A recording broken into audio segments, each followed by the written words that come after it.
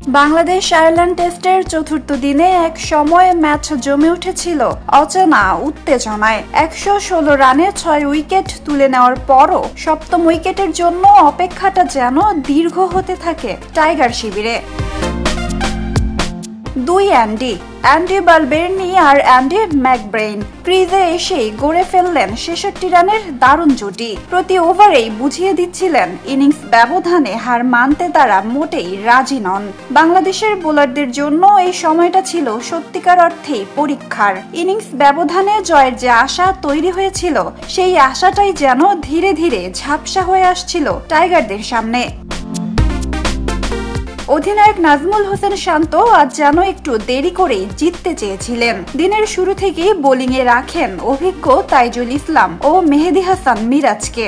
দিনের প্রথম ভাগে তাইজুল তৈরি করেছিলেন এলবিডব্লিউর এক সুযোগ, তবে সে সিদ্ধান্ত রিভিউতে টেকে না। পরে অবশ্য তাইজুল স্বীকার করেন হ্যামপ্রেইসের উইকেট। কিন্তু সেট ব্যাটারদের সামনে তাইজুল ও মিরাজের কোনো বৈচিত্র্যই কার্যকর হচ্ছিল না। উল্টো দুজনের ওপরই চাপ বাড়িয়ে যাচ্ছিলেন বালবের্নি ও ম্যাকব্রেইন। তবুও শান্ত বিশ্বাস রেখে গেছেন এই দুই সিনিয়র স্পিনারই। অবশেষে আসে সেই সিদ্ধান্ত।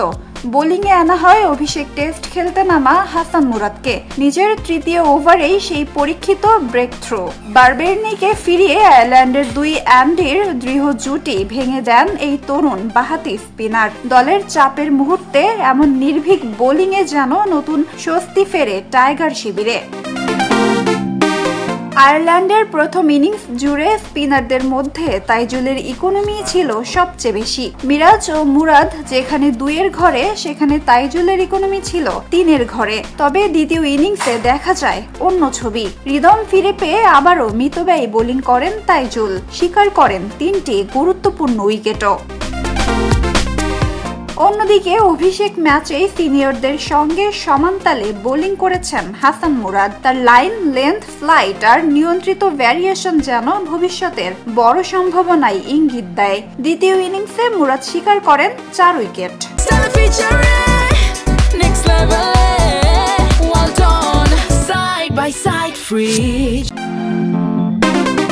দুই বাঁহাতি স্পিনার তাইজুল ইসলাম আর হাসান মুরাদ, অভিজ্ঞতা বনাম উদীয়মান প্রতিভা।